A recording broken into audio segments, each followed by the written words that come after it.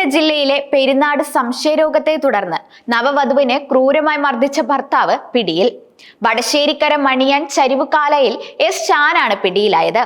മലപ്പുറം സ്വദേശിയായ കെ ഫാത്തിമയ്ക്കാണ് ഭർത്താവിന്റെ വീട്ടിൽ വെച്ച് ദേഹോപദ്രവമേറ്റത്. റബ്ബർ കമ്പ് കൊണ്ട് മുഖത്ത് അടിയേറ്റ് യുവതിയുടെ അണപ്പല്ല് പൊഴിയുന്ന സ്ഥിതി വരെയുണ്ടായി.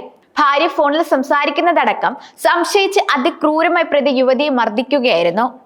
ആരെയും ഫോൺ ചെയ്യാനോ ആരും ഫോണിലേക്ക് വിളിക്കാനോ പാടില്ലെന്ന് പറഞ്ഞ് മിക്ക ദിവസവും ഷാൻ വീട്ടിൽ വഴക്കുണ്ടാക്കിയിരുന്നു എന്നാണ് യുവതിയുടെ പരാതിയിൽ പറയുന്നത്. തന്നെ ഭർത്താവ് ക്രൂരമായി മർദ്ദനമുറകൾക്ക് വിധേയമാക്കിയതായും യുവതി ആരോപിക്കുന്നുണ്ട്. ഈ വർഷം ജനുവരി 2-ാം തീയതിയായിരുന്നു ഇരുവരുടെയും കല്യാണം നടന്നത്. ഷാനിന്റെ 2-ാം വിവാഹവും ഫാത്തിമയുടെ ആദ്യ വിവാഹവുമാണ്. 4-ാം തീയതി വൈകുന്നേരം 6 മണിയോടെയാണ് ഷാൻ ഭാര്യയെ ക്രൂരമായി മർദ്ദിച്ചത്. വൈകിട്ട് വീട്ടിലെത്തിയ യുവാവ് നാട്ടുകാരെയൊക്കെ ഫോൺ ചെയ്യുന്നത് എന്തിനാണെന്ന് ചോദിച്ച് ഭാര്യയോട് വഴക്കുണ്ടാക്കുകയും അസഭ്യവർഷം നടത്തുകയും യുവതിയുടെ വീട്ടുകാരെ അധിക്ഷേപിക്കുകയുമായിരുന്നു.